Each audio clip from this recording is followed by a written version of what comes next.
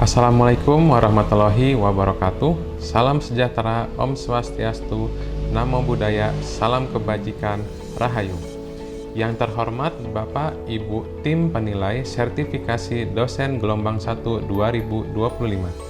Perkenalkan, saya Afan Neskisyah Ramadan, SIKOM MIKOM, salah satu dosen dari program studi ilmu komunikasi di International Women University. Video ini dibuat untuk melengkapi persyaratan dalam pengajuan sertifikasi dosen gelombang 1 2025, yaitu pernyataan diri dosen dalam unjuk kerja Tridharma Perguruan Tinggi PDD UKT PT dalam bidang pengajaran. Pada kesempatan kali ini, mata kuliah yang akan saya ambil sebagai contoh dalam video pembelajaran adalah mata kuliah inti dalam program studi ilmu komunikasi, yaitu komunikasi antar budaya. Mata kuliah ini terdiri dari 3 SKS, yaitu 3 SKS berbentuk teori.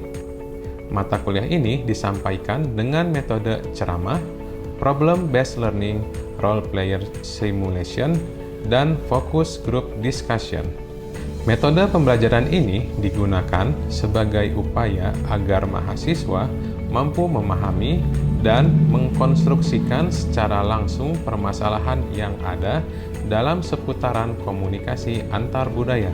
Praktik perkuliahan mata kuliah ini dilakukan secara blended learning dengan mengoptimalkan pertemuan secara offline di kelas dan juga e-learning. Mata kuliah ini ditempuh mahasiswa kami pada semester 4. Pada mata kuliah ini ada beberapa CPL seperti menguasai konsep, prinsip, dan teori komunikasi dalam konteks nasional dan internasional. Kemudian mampu berpikir kritis, kreatif, dan analitis dalam menghadapi persoalan komunikasi antar budaya. Terakhir, mampu merancang strategi komunikasi antar budaya yang efektif berdasarkan pemahaman antar budaya. Capaian pembelajaran mata kuliah ini terdiri dari menjelaskan konsep dasar komunikasi antar budaya, menganalisis dinamika komunikasi dalam konteks budaya yang berbeda, mengevaluasi teori-teori komunikasi antar budaya, dan menyusun strategi komunikasi yang inklusif dan etis dalam lingkungan multikultural. Dalam mata kuliah ini, kami memiliki pokok pembahasan yang sangat menarik. Tidak hanya membahas teori aplikatif yang sesuai, tapi juga memadu padankan dengan isu-isu yang relevan yang saat ini tengah marak di masyarakat. Di antaranya, konsep dasar budaya dan komunikasi, dimensi budaya yang terdiri dari nilai, norma, dan simbol, identitas budaya dan representasi, bahasa dan simbol dalam budaya, nonverbal dan konteks sosial, konflik budaya dan negosiasi, teori komunikasi antar budaya, imperialisme budaya, etnografi komunikasi, etika komunikasi antar budaya, dan terakhir ujian akhir semester. Referensi yang kami gunakan dalam pembelajaran ini adalah Communication Between Cultures oleh Samovar, Porter, and McDaniel, Cultures Consequence oleh Hofstede, Beyond Culture oleh T. Hall, dan terakhir komunikasi antar budaya oleh Dedi Mulyana. Beberapa pendukung referensi dalam pembelajaran ini yang biasanya kami ambil dari jurnal publikasi terkini dengan isu yang relevan dengan pembahasan materi setiap minggunya, khususnya jurnal nasional dan jurnal internasional yang terakreditasi, dan berita nasional aktual yang sedang hangat dibahas di media sosial. Pada pembelajaran ini, aspek penilaian terdiri dari beberapa poin, yaitu yang pertama, kehadiran 10%, tugas individu dan kelompok 20%, UTS 30%, dan UAS 40%. Metode pembelajaran menggunakan yang pertama discovery learning selama 30 menit, presentasi 30 menit, case study 30 menit, dan problem based learning 60 menit. Berikut adalah contoh dari video pembelajaran yang dilakukan di kelas dengan materi teori komunikasi antar budaya, yaitu Cultural Imperialism Theory. Selamat menyaksikan.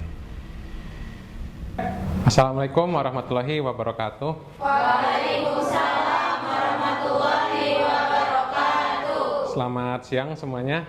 Siang. Bertemu lagi dengan saya di mata kuliah komunikasi antar budaya. Dan sebelum kita mulai kelas, marilah kita berdoa menurut kepercayaan masing-masing. Berdoa dimulai.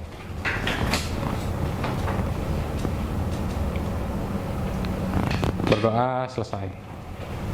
Oke, di minggu ini kita akan membahas salah satu dari teori komunikasi antar budaya, yaitu Cultural Imperialism Theory. Ada yang tahu teori ini? Oke, kita mulai dulu dari pendahuluan.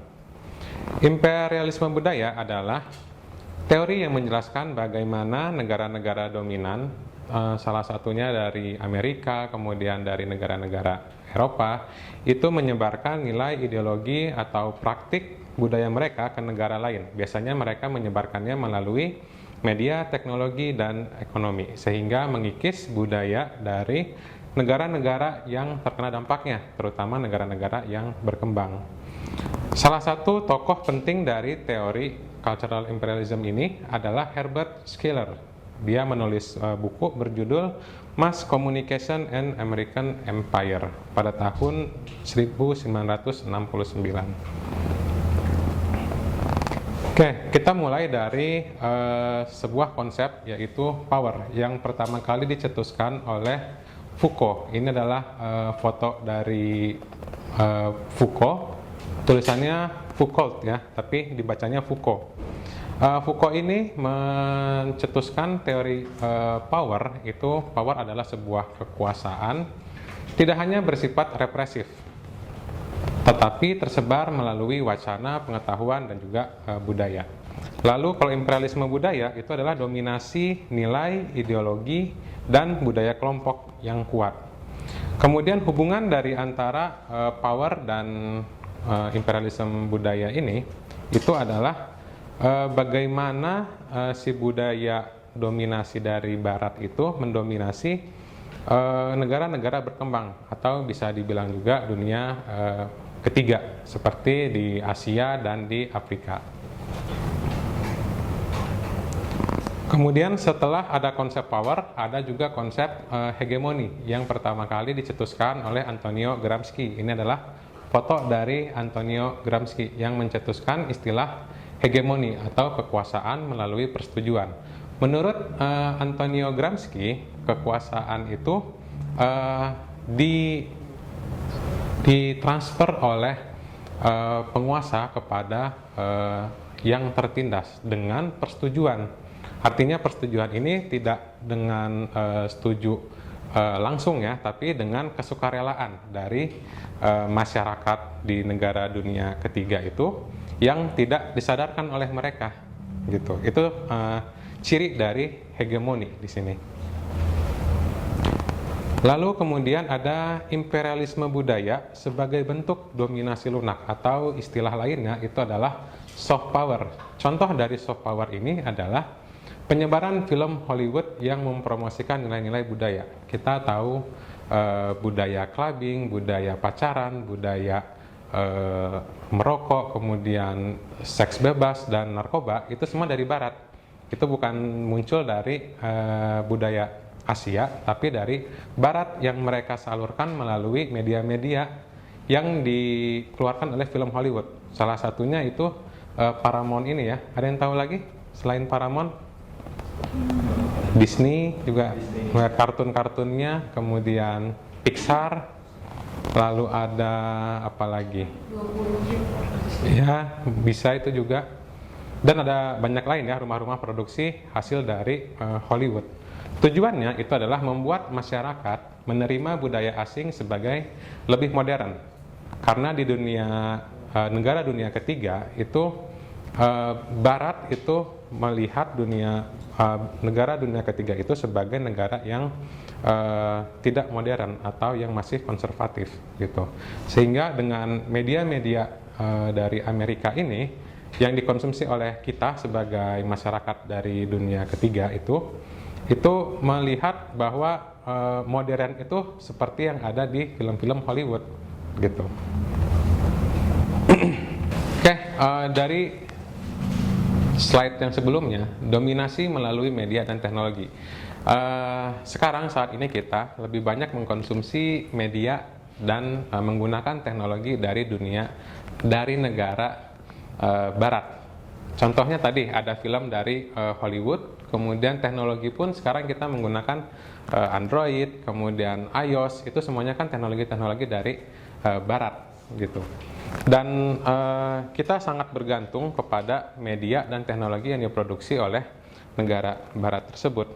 Belum lagi berita-berita yang kita konsumsi mengenai artis Hollywood, kemudian musik yang kita dengarkan itu kan banyaknya dari Barat gitu dibandingkan dari lokal. Belum ada yang suka komik di sini? Ada yang tahu komik Marvel atau cuma nonton filmnya? Nonton filmnya aja. Tapi sebenarnya Marvel itu kan dari komik dulu. Dari komik kemudian diadaptasi ke kartun, dari kartun diadaptasi ke film gitu. Kemudian oleh karena itu negara dunia ketiga menonton media yang berisi cara hidup, budaya Barat yang membuat kita sebagai negara berkembang itu melihat bahwa apa yang ada di televisi, apa yang ada di film itu adalah sebuah bentuk dari modernitas yang mana itu kita terima secara sukarela. Tadi yang di konsep hegemoni tadi gitu, bahwa di hegemoni itu adalah bagaimana dominasi kekuasaan itu kita terima secara sukarela gitu lewat film-film ini dan teknologi. Kemudian superioritas imperialisme budaya. Dampak dari superioritas imperialisme budaya terjadi erosi identitas lokal. Kita sekarang budaya lokal kita semakin tergerus karena sudah adanya budaya-budaya Barat yang mengisi kekosongan budaya yang kita sendiri tidak sadari itu. Bahwa banyaknya dari budaya mana kalian? Sunda. Oke. Ada yang tahu nama salah satu musik atau lagu Sunda? Terus Mawar Bodas kayaknya lebih. Bubi Bulan, oke boleh. Tapi ada yang tahu lagu-lagu Barat lebih banyak kan mana? Lebih Barat kan? Ya itu karena kita tidak jarang kita mengkonsumsi lagu-lagu dari Sunda gitu. Kita lebih banyak di Spotify aja lebih banyak lagu-lagu dari Barat dibandingkan lagu-lagu Indonesia, apalagi yang Sunda gitu. Kemudian bahasa daerah terancam punah karena sekarang kita ada namanya bahasa universal, yaitu bahasa Inggris yang semua negara itu wajib untuk mempelajari bahasa Inggris karena dijadikan bahasa universal. Di semua negara itu pasti kalau kita kemanapun bisa menggunakan bahasa Inggris gitu. Dan itu menjadi ancaman bagi bahasa daerah sendiri gitu. Kita di rumah, di kelas, di kampus, di tempat tongkrongan udah jarang menggunakan bahasa Sunda gitu atau bahasa daerah, tapi lebih sering kita menggunakan bahasa-bahasa slang dari Inggris gitu. Kemudian terjadinya resistensi dan hibridisasi. Tidak semua masyarakat pasif ada upaya untuk mempertahankan dan memodifikasi budaya lokal. Jadi tidak semua orang yang berbudaya itu mau mempertahankan budaya mereka. Maksudnya gitu. Lebih sering masyarakat kita saat ini itu mempelajari budaya-budaya dari luar, seperti misalkan dari Amerika, dari Eropa, yang sekarang lagi hits itu kan Korea gitu. Lalu juga terjadinya istilah globalisasi atau global dan lokal. Jadi sesuatu yang global dari luar itu dilokalisasikan. Contohnya itu McDonald's sekarang menyajikan menu lokal. Kalian pernah coba McDonald yang paket bumbu gulai yang biasanya muncul ketika di bulan Ramadan. Nah itu kan di Amerikanya sendiri itu nggak ada menu itu, tapi sama McD-nya itu berusaha dilokalisasikan dengan tambahan bumbu gulai. Padahal ayamnya kan sama. Kalau kalian pernah nyobain, ayamnya itu sama, sambalnya juga sama, cuman ditambah kuah dan ditambah ada sambal gulainya kalau nggak salah ya. Kemudian ada musik tradisional diadaptasi dengan gaya modern. Contohnya dangdut koplo. Terus yang itu yang sekarang lagi hits itu apa? Bukan. Tensi dan Naikila. Kasih aba-aba. Itu kan bentuk hibridisasi, mencampurkan sesuatu R&B dengan dangdut kan, dicampur menjadi sebuah genre lagu yang baru gitu. Bisa nyanyi?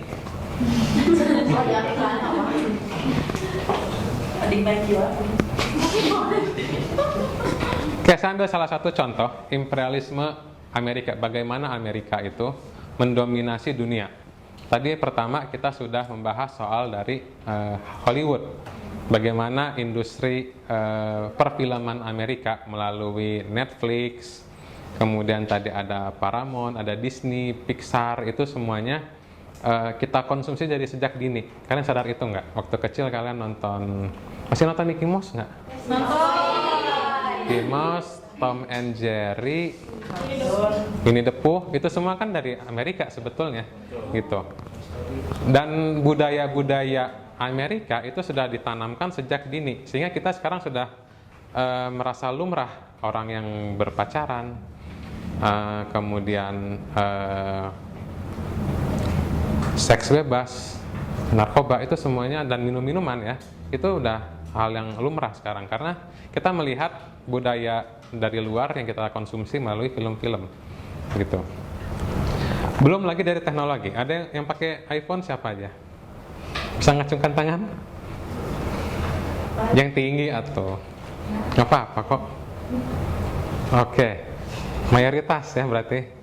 Nah, iPhone itu kan produk dari Amerika, yang mana kita tergantung sama iPhone. Di sana ada kelas ketika menggunakan iPhone itu menjadi eksklusif, ada istilah eksklusif.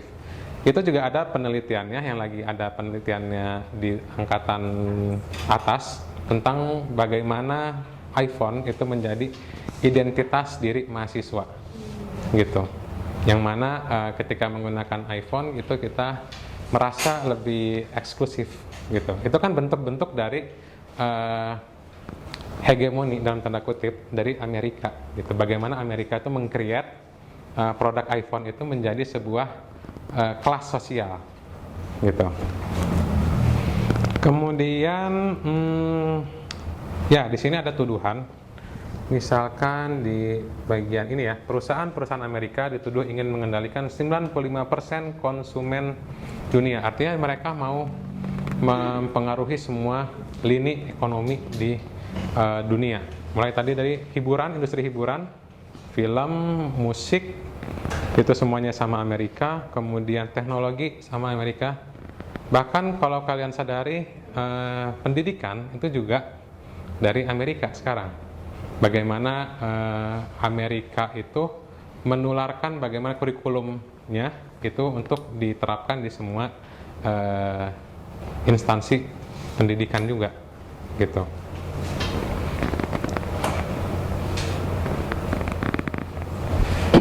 Kemudian masuk ke kolonialisme elektronik. Tadi disebutkan bahwa salah satu bentuk dari ketergantungan kita sama teknologi itu ada di penggunaan iPhone. Belum lagi Microsoft. Hampir mayoritas di Indonesia itu menggunakan laptop yang berbasis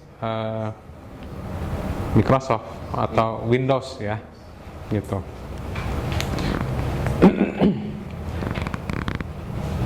Negara berkembang itu bergantung pada software, hardware, sampai ke layanan cloud. Ada yang pakai cloud sini? Yang iPhone-nya nanggung, biasanya kan pakai cloud berlangganan 15.000 sebulan, ya kan? Nah itu cloud itu kan sebenarnya kita menyimpan data kita di mana kita sendiri nggak tahu di mana, yang mana ternyata sama Amerika itu dimanfaatkan data-data itu. Banyak data-data kita termasuk dari negara-negara berkembang, misalkan Asia, Afrika, itu mereka kumpulin datanya untuk dijadikan produk atau bahan promosi dari Amerika, gitu, buat dijadikan iklan sama mereka. Datanya itu dari kita sebetulnya, gitu. Nah, bicara tentang imperialisme budaya, yang dimaksud adalah menjamurnya konsep moral, tadi budaya, kemudian produk, dan keyakinan politik Barat. Kalian tahu demokrasi itu dari mana? Demokrasi produk Indonesia bukan? Negara atau bukan negara lah. Wilayah yang pertama kali mencetuskan demokrasi itu dari mana? Tahu Yunani? Nah, dari Yunani. Tapi kan yang sekarang disebutkan menjadi negara paling demokrasi itu sebagai contoh ya, itu Amerika Serikat. Kita demokrasi kita juga itu banyak mencontoh dulunya, awal berdirinya, banyak mencontoh dari negara Amerika. Walaupun sama pendiri bangsa, demokrasinya di-Indonesiakan. Makanya ada namanya demokrasi, dulu ada terpimpin, demokrasi, banyaklah demokrasinya sampai ke Pancasila sekarang, gitu. Budaya asing, yang mana kita sekarang sudah terbiasa atau hal yang lumrah menggabungkan budaya asing dengan budaya lokal. Sekarang ada kan yang pakai pangsi gitu, kasih ke kampus, bahkan aneh kalau kita lihat ada orang pakai, tahu pangsi nggak? Tahu. Yang hitam-hitam, yang kayak baju baduy, baju silat. Itu kan hal yang aneh ketika kita lihat di mall atau di kampus ada orang yang pakai baju pangsi gitu. Kita sekarang udah terbiasa dengan gaya-gaya dari Eropa. Yang sekarang kalian gunakan, yang saya lihat itu banyaknya terinfluence dari Eropa ya sebetulnya. Ada yang pakai jeans, ada yang pakai kemeja. Oke, dari materi yang saya sampaikan, apakah ada pertanyaan? Oke, silakan Malik. Oke, perkenalkan nama saya Malik Saleh. Dengan NIM 208240017. Oke, pertanyaan saya, bagaimana untuk mengembalikan budaya di suatu daerah dan mengendalikan pengaruh budaya Barat? Apakah harus ada campur tangan pemerintah atau dari masyarakat itu sendiri? Oke, terima kasih Malik untuk pertanyaan bagusnya. Bagaimana cara mengembalikan budaya lokal? Banyak sebetulnya cara-cara untuk mengendalikan budaya lokal. Salah satunya adalah menggelar festival-festival budaya, kemudian mencetuskan ada hari untuk menggunakan pakaian adat, kemudian menyanyikan lagu tradisional ketika lagi ada mungkin mata pelajaran kesenian, atau bisa juga membuat sebuah UKM kalau di kampus ya, UKM soal pelestarian budaya, mulai dari narinya, musiknya, itu juga bisa untuk melestarikan budaya lokal. Lalu bagaimana cara untuk membendung? Ini kan hegemoni negara Barat itu sangat menjadi riskan ya untuk sekarang itu, karena kita nggak ada pelindung. Bagaimana cara kita menahan dominasi negara Barat ini? Mungkin memang tidak bisa, tapi yang bisa kita minimalisir adalah mempelajari dan memfilter mana saja budaya-budaya yang bisa kita adopsi, mana aja budaya yang kita tolak. Yang negatif itu kita tolak, yang positif seperti contohnya Barat itu sangat patuh dengan waktu, yang mana masyarakat kita kan sangat jam karet ya kalau kita nyebutnya, ngaret gitu. Nah, budaya Barat itu sangat patuh dengan waktu, sehingga kita bisa mengadopsi itu budaya soal ketepatan waktunya tadi. Tapi budaya-budaya soal seperti seks bebas, kemudian narkoba, itu mungkin kita bisa hindari, gitu Malik. Oke, sekarang waktunya diskusi. Silakan bagi kelompok menjadi 2, dan kita akan membahas tentang Korean Wave atau Hallyu. Silakan.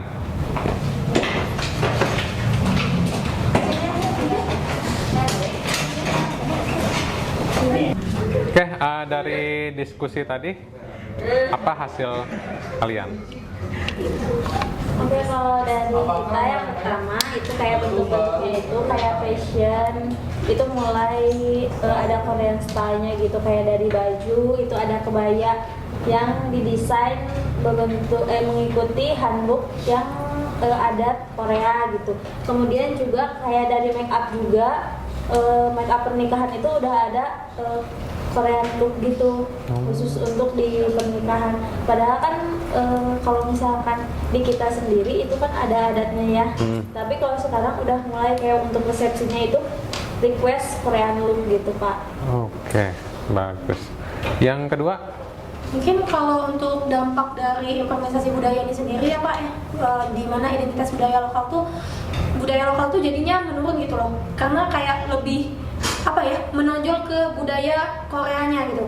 Contoh kayak yang tadi udah dikatakan sama Aziza bahwasanya sekarang tuh anak-anak muda zaman sekarang tuh lebih mengikuti tren dari budaya luar sendiri daripada mengikuti misalkan contohnya pakai kebaya aja nih, mau kondangan. Kebayanya kalau lokal kan ya gitu-gitu aja gitu kan. Tapi kan sekarang karena adanya sosial media, kita lihat cara orang lain berpakaian seperti apa. Nah, di situ kan kita mulai terinfluence kan. Jadi kita tuh ikut-ikutan, kayaknya lucu deh kalau pakai ini. Jadi kayak sekarang tuh anak muda sekarang tuh mikirnya ngikutin budaya mereka tuh berasa lebih keren gitu loh daripada ambil budaya lokal sendiri. Jadinya budaya lokal tuh makin meredup gitu sekarang tuh, Pak. Oke, terima kasih. Yang ketiga? Kalau yang ketiga tuh yang siapa yang diuntungkan dalam ekonomi digitalnya itu ya orang-orang Korea itu, Pak. Soalnya kan karena orang-orang Korea ini membawa budaya itu ke luar negeri, terus masuk ke kita ngikutin, kayak kata mereka itu kayak kita ngikutin, dan yang diuntungkan ya mereka itu gitu, Pak. Oke, terima kasih jawabannya. Oke, sekarang kelompok ini ya. Bagaimana hasil diskusi kelompok kalian? Menurut saya, apakah Korean Wave ini bentuk baru dalam imperialisme budaya? Menurut saya iya, karena Korea sendiri pada saat itu memang gencar juga untuk mempromosikan budayanya dalam industri kreatif, contohnya seperti drakor, lalu musik juga seperti ada K-pop sekarang yang lagi hype kan. Jadi intinya ya sangat berpengaruh. Oke, terima kasih. Kalau yang pertanyaan kedua siapa? Saya paling, Pak. Nomor 2, bagaimana dampaknya terhadap identitas budaya lokal? Yang tentunya banyak kebudayaan lokal yang terkikis gara-gara adanya budaya yang datang dari K-pop itu hype gitu. Yang otomatis banyak yang terkikis lah dari budaya lokal ini. Oke, yang pertanyaan ketiga siapa? Pabrik Korea, terus juga kayak makeup, terus style baju, kayak banyak juga yang brand-brand Korea gitu. Tentunya ini bisa menjadi ajang promosi juga negara Korea biar produk-produk mereka terjual di negara lain gitu, Pak, menurut saya. Oke, terima kasih. Oke, dari kedua kelompok yang sudah berdiskusi, bisa disimpulkan bahwa Korean Wave ini adalah bentuk baru dari imperialisme budaya, di mana Korea itu membuat dominasinya di negara-negara Asia Tenggara, terutama di Indonesia yang saat ini kita sedang rasakan. Begitupun dengan dampaknya, saat ini banyak dari generasi kalian itu lebih mengenal dari budaya Korea dibandingkan budaya lokal kalian. Dan yang terakhir, siapa yang diuntungkan dengan kehadiran Korean Wave ini? Tentu saja dari Koreanya sendiri, karena mereka bermaksud atau juga memiliki niatan untuk memang mempromosikan budayanya, untuk kemudian orang-orang banyak yang meniru dari budaya Korea, akhirnya datang ke Korea dan membeli produk-produk Korea. Mungkin segitu saja untuk pertemuan kali ini. Kita ketemu lagi di minggu ke depan. Assalamualaikum warahmatullahi wabarakatuh. Waalaikumsalam warahmatullahi